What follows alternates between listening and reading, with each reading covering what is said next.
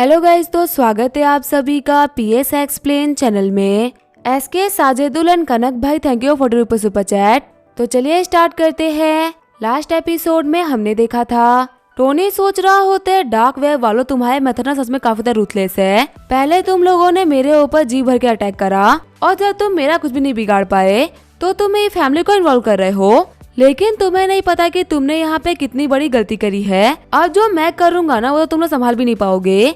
तभी टोनी के फोन के ऊपर मिस्टर एक्स का कॉल आता है। मिस्टर एक्स बोल रहे होते टोनी स्टार्क, मैं डार्क वेब से मिस्टर एक्स बात कर रहा हूँ। तुम्हारा पहला प्यार नोरा और तुम्हारी बहन वांगना मेरे कब्जे में है। टोनी सोच रहा होता है वांग को किडनैप किया, समझ में आता है, पर आखिर इन बेवकूफों ने नोरा को क्यों किडनैप करा, उसका तो कोई सेंस ही नहीं बनता। टोनी बोल रहा होता है देखो यहाँ पे बेकार की बात करने का टाइम ना तुम्हारे पास में है ना मेरे पास, तो मुझे बताओ कि आखिर तुमने मुझे किस पर्पज की वजह से कॉल करा है। मिस्टर एक्स बोल रहे होते हम चाहते हैं कि तुम हमारे न्यूयॉर्क वाले हेडक्वार्टर पे आओ ताकि कुछ चीजों को लेके ना हम तुमसे नेगोशिएशन कर सके। आगे जो टोनी होता है उसने कॉल को काट दिया होता है। जूही बोल रही होती है बॉस, क्या हमें इन चीजों को पुलिस को रिपोर्ट करनी चाहिए क्या? वैसे भी जो पुलिस है ना वो हमारी यंग मिस को डू सावई की मौत के लिए सस्पेक्ट कर रही है। इससे कम से कम ये चीज क्लियर हो जाएगी कि डू सावई को ना हमारी यंग मिस ने नहीं मारा, बल्कि वो तो खुद ही किडनैप हो गई थी और पुलिस भी ना इन सभी को लेकर इन्वेस्टिगेट करना स्टार्ट कर देगी। टोनी बोल रहा होता है नहीं, इसकी कोई भी जरूरत नहीं है। मिस्टर एक्स ने अगर मुझे उषा बुलाया है ना, इसका मतलब वांगा भी उषा में है, और जब पुलिस वाले कंट्री में हेल्प नहीं कर पा रहे तो आखिर वो इंटरनेशनली क्या ही हेल्प करेंगे। रही बात वांग के नाम को क्लियर करने की, तो ये सारी बातें ना अभी मैटर नहीं करती। सबसे ज्यादा जो मैटर करता है वो है वांग की लाइफ। ये पूरा मैटर अब काफी ज्यादा खतरनाक हो चुका है। वांग को बचाने के लिए मुझे खुद वहाँ पे जाना होगा, और वैसे भी तुम लोग को पता है डार्क वेब वालों ने अपनी हद को पार कर दिया है। उनको पकड़ने के बावजूद भी ना पुलिस उनको वो सजा नहीं दे पाएगी जो कि मैं उनको दे दूंगा। उन लोगों ने आज तक बहुत सारे लोगों को प्रोवोक करा और आज तक कोई उनका कुछ भी नहीं बिगाड़ पाया। शायद यही रीजन है इसकी वजह से वो सभी लोगों को काफी ज्यादा हल्के में लेते हैं। आज उन लोगों ने मेरे फैमिली के ऊपर हाथ डालने से पहले नहीं सोचा। ठीक है, इसका मतलब तो यही है ना कि उन लोगों ने टोनी स्टार्क के खिलाफ वॉर को डिक्लेयर कर दिया है। अगर वो लोग इस हद तक जा रहे हैं तो मेरा भी तो हक बनता है ना कि मैं बताऊं कि आखिर टोनी स्टार्क क्या कर सकता है। अगर मैंने इन पूरी चीजों के अंदर आर्मी या फिर पुलिस को इन्वॉल्व करा तो मैं वो नहीं कर पाऊंगा जो कि मैं करना चाहता हूँ। इस पूरे मैटर को मैं अपने हिसाब से हैंडल करूंगा। कियान सोच रही होती है टोनी स्टार्क की बहन किडनैप हो चुकी है और ये काम करने वाले कोई इंटरनेशनल ऑर्गेनाइजेशन है। टोनी की बातों को सुन के लग रहा है कि इस ऑर्गेनाइजेशन ने ना टोनी के ऊपर पहले भी काफी सारे अटैक कर रखे हैं। टोनी स्टार्क के पास में काम करते हुए मुझे पहले दिन इतनी कमाल की इन्फॉर्मेशन मिल गई। सच में टोनी स्टार्क के आसपास में रह के ना मैं इसका काफी कुछ बिगाड़ सकती हूँ। मुझे पता है कि जल्दी ये टोनी स्टार्क ना उषा जाने वाला है और वहाँ पे जाने के बाद में ये बिल्कुल ही पावरलेस होगा, वो दिक्कतों से घिरा हुआ होगा। उस टाइम पे मैं सेंटियन कंपनी के प्रेसिडेंट के तौर पे ना इस कंपनी को मैं दिक्कत में डाल दूंगी। इतना बड़ा लॉस करवाऊंगी ना कि वापस आने के बाद में टोनी स्टार्क कुछ भी नहीं कर पाएगा। इन कंपनी ने मास्टर को कंपनी से बाहर निकलवाया है ना, और मेरे पास में काफी अच्छा मौका है मास्टर का गुस्सा इन लोगों के ऊपर उतारने का। टोनी स्टार्क, तुम जैसे यहाँ से बाहर जाओगे ना तुम्हारी कंपनी पूरी की पूरी डिस्ट्रॉय हो गई होगी। इस तरीके से मैं यंग मास्टर का बदला ले पाऊंगी। टोनी बोल रहा होता है जूही थोड़ी देर के लिए बाहर जाओ, मुझे यहाँ पे कियान के साथ में ना कुछ बहुत ही इंपॉर्टेंट मैटर पे बात करनी थी। जूही बोल रही होती है ठीक है बॉस, मैं जा रही हूँ। कियान सोच रही होती है आखिर टोनी स्टार्क करना क्या चाहता है। जूही इसकी सबसे भरोसेमंद लोगों में से एक है, फिर भी इसने मुझसे बात करने के लिए जूही को बाहर भेज दिया। मुझे यहाँ पे ना इसके मोटिव्स को ठीक नहीं लग रहे। स्टार्टिंग से ये मुझे ना हद से ज्यादा फेवर कर रहा है। एक सेक्रेटरी के तौर पे मुझे ये बात तो पता है कि कोई भी बॉस ना एक सेक्रेटरी को ज्यादा फेवर क्यों करता है। क्या यहाँ पर जो ये टोनी स्टार्क के मेरे एडवांटेज उठाने का ट्राई कर रहा है, पर अगर ये ऐसा कुछ करेगा भी तो मैं क्या करूँगी। मैं इसको मना भी नहीं कर सकती क्योंकि मुझे यंग मास्टर का बदला लेना है। मुझे लगा था कि टोनी स्टार्क सब कुछ ट्राई तो करेगा, लेकिन थोड़ी देर बाद में ये तो काफी जल्दी स्टार्ट हो गया। टोनी बोल रहा होता है तो फिर प्रेसिडेंट कियान, आप मुझे बताइए कि आपके ना इस कंपनी को लेके क्या प्लान्स है। शर्माते हुए कियान बोल रही होती है अभी तक ना मैंने कुछ सोचा नहीं है। मेरे पास में आइडियाज तो है कि मैं कंपनी को लेके ना काफी कुछ कर सकती हूँ, लेकिन अभी तक ना वो सारे के सारे क्लियर नहीं है। टोनी बोल रहा होते अरे वाह, ये तो बहुत ही अच्छी बात है। जब आपका दिमाग खाली रहेगा तभी ना आप कंपनी में काफी सही तरीके से काम कर पाओगी। कियान सोच रही होती है आखिर इसमें अच्छी बात क्या है। मैं इसको बोल रही हूँ कि मेरा दिमाग ना पूरी तरीके से खाली है और मेरे पास में कंपनी को चलाने को लेके कोई भी आइडिया नहीं है, फिर भी यहाँ पे इतना खुश हो रहा है। सच में टोनी स्टार्क ना बहुत ही अजीब इंसान है, इसको समझना बिल्कुल ही इम्पॉसिबल है। टोनी बोल रहा होता है कियान तुम ना मुझे अपने अकाउंट की इन्फॉर्मेशन दो, मुझे कंपनी को लेके कुछ पैसे ट्रांसफर करने थे। कियान सोच रही होती है अब जाके मेरे को समझ में आया कि आखिर यहाँ पे क्या करने का ट्राई कर रहा था। ये मेरी बैंक की और मेरी सारी की सारी इन्फॉर्मेशन मुझसे लेगा, ताकि ये पता कर सके कि आखिर मैं किस किस से जुड़ी हुई हूँ। क्योंकि अगर इसको पैसे ट्रांसफर करने होते तो ये कंपनी के अकाउंट में ट्रांसफर करता ना। ये मुझसे मेरा पर्सनल अकाउंट नंबर क्यों मांग रहा है? चलो कोई बात नहीं, ये बॉस है, इसी वजह से मुझे इसको अपना पर्सनल अकाउंट नंबर तो देना ही होगा। वैसे भी ये मेरे को जितने ही पैसे भेजेगा मेरे को तो सारे के सारे बर्बाद ही करने हैं। मैं भी देखती हूँ कि आखिर मुझे कितना पैसा भेज लेता है। तभी कियान को नोटिफिकेशन आती है कि आपके अकाउंट के अंदर 100 बिलियन युआन ट्रांसफर किए गए हैं। शॉक्ड होते हुए कियान सोच रही होती है, क्या 100 बिलियन युआन? ये कुछ ज्यादा ही बड़ा अमाउंट नहीं हो गया? आखिर ये बंदा इतना रेकलेसली मेरे पर्सनल अकाउंट में इतने पैसे कैसे भेज सकता है? टोनी बोल रहा होता है, तुम्हें पता अगर किसी इंसान के पास में कोई आइडिया नहीं होता ना, तो यही सबसे बड़ा आइडिया होता है। मैंने तुम्हें पैसे ट्रांसफर कर दिया, तुम इसका यूज करते हुए ना खुला खर्चा करो। तुम्हें जहाँ पैसे की जरूरत पड़े वहाँ पैसे लगा देना। सोचने की ना बिल्कुल भी जरूरत नहीं है। ऐसा सोचो कि ये पैसा ना फ्री में ही आ रहा है। मुझे डेवलपमेंट बहुत ही पसंद है, उसमें कितना पैसा लग जाए इससे कोई फर्क नहीं पड़ता। मुझे भरोसा है प्रेसिडेंट कियान, आप ना इस पैसे को काफी सही तरीके से यूज करोगी। और अगर आपको और भी पैसे चाहिए होगा ना तो मुझे कॉल कर देना, मैं आपको ट्रांसफर कर दूंगा। कंपनी में किसी को भी कोई भी दिक्कत नहीं आनी चाहिए।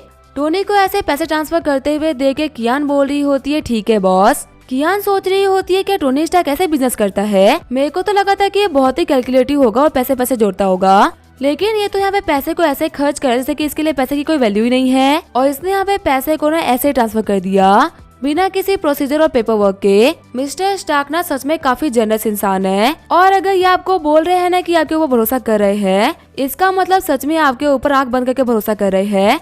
मुझे याद है कि जो यंग मास्टर थे ना, वो एक एक पैसे के लिए हम लोग को तसा देते थे। हमारे जो सेक्रेटरी की फीस बनती थी ना, उसको भी देने में वो काफी झिझकते थे। और जब जुई मैन सेक्रेटरी हुआ करती थी ना, तब तो बॉस और भी खतरनाक हुआ करते थे। वो बिना किसी बात के उसको परेशान करते रहते थे। अब जाके मेरे को समझ आ रहा है ना कि आखिर जो जुई है वो मिस्टर टोनी स्टार्क के लिए इतनी लॉयल कैसे हो गई। वो गई तो एक अंडर कवर एजेंट बन के थी, लेकिन वो टोनी स्टार्क की अच्छाई के सामने नहीं टिक पाई। इसी वजह से उसने हम लोग को भी धोखा देने से पहले नहीं सोचा। और अगर मैं सिर्फ एक एम्प्लॉय बन के भी बात करूँ ना, तो सच में ऐसे बॉस के अंडर में काम करने में ना बहुत ही मजा आता है, जो कि आपके ऊपर बहुत ही भरोसा करे और आपके डिसीजन की वैल्यू करे। मैंने भी टोनी स्टार्क को बोला कि मेरे पास में कंपनी को लेके ना कोई प्लान्स नहीं है, लेकिन इस चीज के लिए भी उसने मुझे काफी अप्रिशिएट कर दिया। वही अगर मैं बात करूँ यंग मास्टर ली जियामू की, तो उनके लिए मैं छोटी छोटी चीजों के बारे में इन्फॉर्मेशन निकाला करती थी। और अगर फिर भी उनके बनाए हुए प्लान्स फ्लॉप हो जाते थे ना, तो वो मेरे बनाए हुए इन्फॉर्मेशन के ऊपर ना ध्यान भी नहीं देते थे, जिसके ऊपर मैंने रात रात भर जग के मेहनत करी होती थी। ऐसा नहीं है कि जो यंग मास्टर ली जियामू मेरी वैल्यू नहीं करते, एक सेक्रेटरी के तौर पे वो मेरी काफी वैल्यू करते हैं। लेकिन अगर मैं सच कहूँ ना, तो उनकी रियलिटी के बारे में मैं ही जानती हूँ। ना जाने कितनी बार उनकी फ्रस्ट्रेशन ना हमारे ऊपर यूं निकल जाती है, और इसे कोई फर्क नहीं पड़ता कि हम कितने सही तरीके से डिसीजन ले सकते हैं। लेकिन उनके नजरों में ना इसकी कोई वैल्यू नहीं है। जब जुई ने खुद से डिसीजन लेना स्टार्ट किया, तो उसने इतनी छोटी सी कंपनी को इतना बड़ा ब्रांड बना दिया। लेकिन हमारे यंग मास्टर ने तो कभी उसको मौका ही नहीं दिया। जो सेम चीजें जुई के साथ में होती थी ना, वही सेम चीजें मेरे साथ में भी हो रही है। अगर मैं सेम तराजू में ली जियामू और टोनी स्टार्क को रखूँ ना, तो मेरे को पता चलता है कि टोनी स्टार्क ना ली जियामू से 1000 गुना ज्यादा बेहतर है। वैसे एक सेकेंड रुको, आखिर मैं ये क्या कर रही हूँ?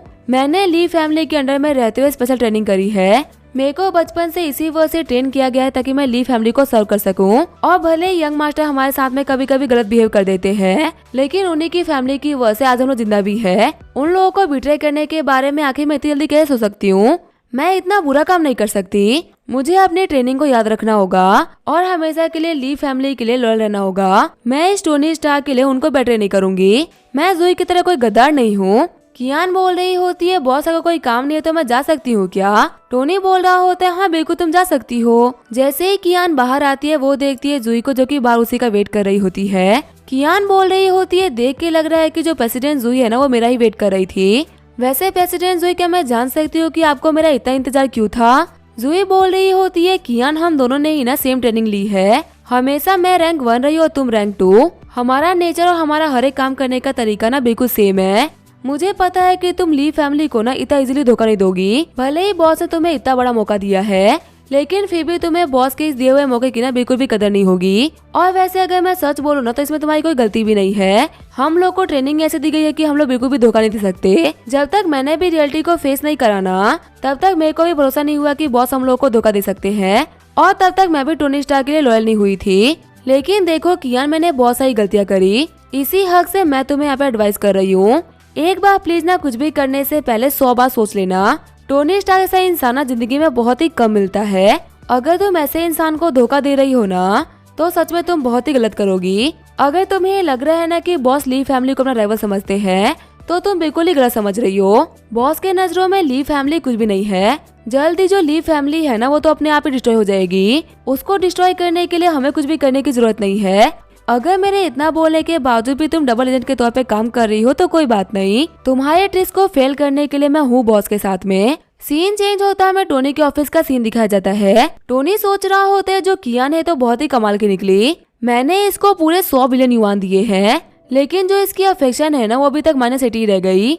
इस बार तो मैंने इसको 100 बिलियन युआन दिया है, लेकिन अगली बार मैं इसको 200 बिलियन डॉलर दूंगा और यही प्रे करूंगा कि इसकी अफेक्शन है ऐसे ही ना बढ़े। कियान, मैं चाहता हूँ कि तू अपने अंदर के गुस्से को ना मेरे लिए ऐसे ही कायम रखो और मेरे से ना जितना ज्यादा हो सके उतनी नफरत करो। 100 बिलियन युआन का मतलब है कि तुमने अभी तक मेरे लिए ना 10 बिलियन युआन कमा दिया है। अगर तुम ऐसे ही बिहेव करती रही ना तो मैं तुम्हारे ऊपर कुछ ट्रिलियंस खर्च कर पाऊंगा और ऐसे ही करके मैं बहुत ही अमीर हो जाऊंगा। पर अभी मैं सिर्फ और सिर्फ पैसे के बारे में नहीं सोच सकता। वांग अभी एक बहुत ही मुश्किल कंडीशन में फंस चुकी है। पहले उसको बचाना मेरी प्रायोरिटी है। पहले मेरे लिए डार्क वेब से डील करना काफी ज्यादा मुश्किल हुआ करता था क्योंकि मेरे पास में खुद की सैटेलाइट नहीं थी, पर अब मेरे पास में 12 सैटेलाइट है और अब उन लोगों से डील करना तो काफी आसान है। उन सभी की इन्फॉर्मेशन डालते और देखते हैं कि आखिर वो सभी के सभी कहाँ पे है। तभी टोनी बोलता है कि इनमें से एक एयरपोर्ट पे बैठा हुआ है।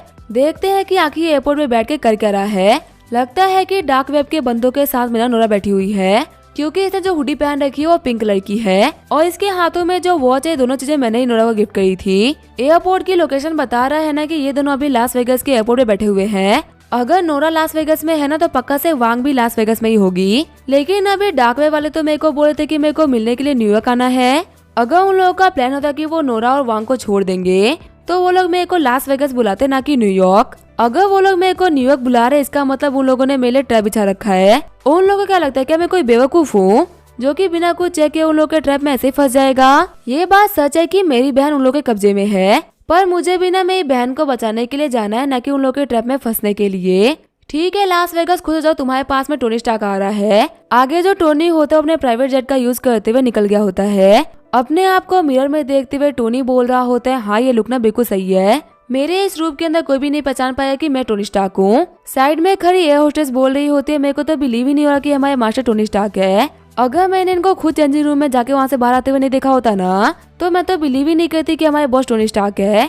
दूसरी लड़की बोल रही होती है, सच में ये रूप बदलने में ना काफी कमाल के हैं। सच में इन बिलियनर्स के पास में ऐसी ऐसी टेक्निक होती है ना जिसके बारे में हम लोग को पता तक नहीं होता। टोनी बोल रहा होता है, तुम लोग को पता है मैं ना लास वेगस जा रहा हूँ और याद रखना मेरी इस पहचान के बारे में ना किसी को पता नहीं होना चाहिए क्योंकि ये बहुत ही कॉन्फिडेंशियल है। तुम्हें पता है मुझे अपने इस ट्रिप में ना तुम में से किसी एक की जरूरत होगी। ज्यादा कुछ नहीं करना, मेरी गर्लफ्रेंड होने का एक्ट करना है। तो मुझे बताओ कि सेट के अंदर कौन सा भी होना चाहेगा। हाँ मैं बताना भूल गया कि इसका जो रिवॉर्ड है ना वो है 5 मिलियन। तभी सारी एयर होस्टेस बोल रही होती है, बॉस हमें ले लीजिए, हम आपके साथ में जाने के लिए तैयार है। टोनी बोल रहा होता है, जियावली तुम ना बहुत ही सूट करोगी, एक काम करो तुम मेरे साथ आ जाओ। टोनी से चिपकते हुए जियावली बोल रही होती है, हनी तुम मुझे बहुत ही पसंद हो। वहीं बाकी लड़कियां बोल रही होती है, सच में बॉस ना बहुत ही बुरे हैं। जियावली में से थोड़ी सी क्यूट दिखती है तो बॉस ने उसको चूज कर लिया। जियावली सोच रही होती है, नहीं मेरे लिए 5 मिलियन मैटर करता है और नहीं एक्टिंग। असल बात तो ये है ना कि मुझे टोनी स्टार्क के करीब होने का मौका मिलेगा, वो भी इसकी गर्लफ्रेंड के तौर पे। मैं तो बस प्रे कर रही हूँ कि मैं इनको रियल लाइफ में काफी ज्यादा पसंद आ जाऊँ।